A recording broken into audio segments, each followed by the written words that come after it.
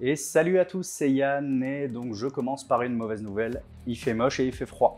Mais il y a une très bonne nouvelle, c'est que la guerre fratricide arrive et je vais vous parler un peu de cette extension qui nous réserve quand même pas mal de bonnes surprises. Pour commencer, c'est une extension qui tourne autour des artefacts puisque cette extension concerne Urza et Mishra, deux frères qui se sont affrontés dans une guerre. Comment en arrive-t-on là? Eh bien, tout d'abord, à la fin de l'extension précédente, donc Dominaria Uni, Karn se fait enlever par les Phyrexians. Et Teferi se retrouve tout seul avec le silex de Karn et ne sait pas comment s'en servir et décide donc de remonter le temps pour aller parler à Urza et lui demander comment fonctionne ce silex. Et donc on se retrouve en plein milieu de cette guerre et on découvre du coup les deux protagonistes, donc Urza et Mishra, à trois époques de leur vie. Donc il y aura une version Inco des deux frères qui va représenter leur adolescence quand ils seront sous la tutelle de Tokasia. Il y aura une version rare qui représenteront donc les deux frères à l'âge adulte et une version mythique qui représentera les deux frères pendant la guerre. Qu'est-ce que cette extension contient? Là, il y a énormément de bonnes choses. On a de très bonnes réimpressions. Je pense notamment à Dessin Diabolique, qui est une carte qui permet, donc pour un mana incolore, un noir, en coût additionnel, on sacrifie une créature. On va chercher n'importe quelle carte dans son deck et on l'ajoute à sa main. Un excellent tuteur qui est joué partout où il peut être joué, quasiment. Surtout quand on a un deck à base de créatures. On a Chaman de la Faune qui, pour un vert, on l'engage, on défausse une créature, on va chercher une carte de créature dans son deck, on la met dans sa main.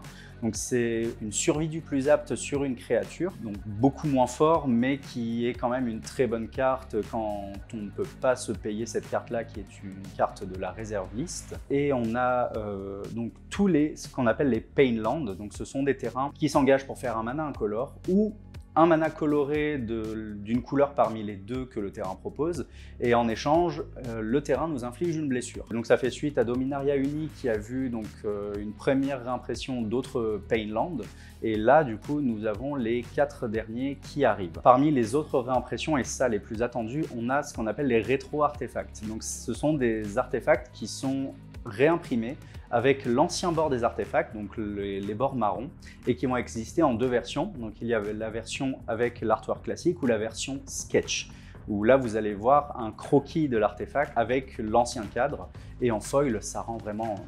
Voilà pour les réimpressions. Maintenant, qu'est-ce qu'on trouve dans l'extension? Eh bien, on va trouver beaucoup de cartes qui fonctionnent autour de la mécanique de surveiller. Donc une mécanique qui a été introduite au moment d'Allégeance de Ravnica, qui était une mécanique d'Ymir. C'est similaire au scry ou au regard. On regarde la carte du dessus du deck, mais au lieu de la mettre en dessous du deck, si on décide de ne pas la laisser au-dessus, on l'envoie au cimetière.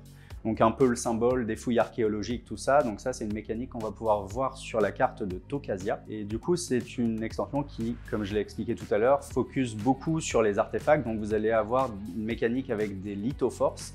Donc ce sont des artefacts qui produisent du mana qui arrive engagé. On a le retour d'une mécanique, l'exhumation. Donc c'est une capacité qui permet de jouer une carte depuis le cimetière pour un coût alternatif. Cette carte gagne la célérité, mais elle est exilée à la fin du tour. On a aussi l'introduction d'une nouvelle mécanique qui est le prototype. On a notre carte, artefact du coup. On peut la jouer pour son coût normal ou pour un coût alternatif de prototype qui va réduire ses stats et du coup réduire le coût de mana. Petite nouveauté que l'extension nous réserve, c'est les fusions ou ce qu'ils appellent les assimilations ou le melt en anglais. Donc vous allez avoir deux cartes qui vont pouvoir s'assembler pour former une nouvelle carte en fonction de certaines conditions. Et ça, c'est vraiment très stylé. Donc chaque frère va pouvoir fusionner avec un artefact pour créer une nouvelle créature très puissante. Et vous avez également dans l'extension Titania qui va pouvoir fusionner avec un land et devenir un élémental avatar qui est assez stylé. Donc là, on a Titania et son terrain Argot qui peuvent fusionner pour faire Titania Gaïa incarnée. On a Urza et la Lithoforce et la Lithotorpeur qui se transforment en Urza Planeswalker. Et on a Mishra et son Dragon Machine Phyrexian qui est Makfawa si je ne m'abuse, et qui fusionne pour faire Mishra tomber aux mains de Phyrexia. Le truc qui est vraiment génial, c'est qu'on va voir le tout premier Planeswalker à avoir existé, Urza, qui va fusionner avec donc les cailloux que les deux frères se sont disputés au cours de cette guerre. Et c'est pas tout, du coup vous avez deux nouveaux decks Commander qui vont sortir. Hop, les voici, les voilà.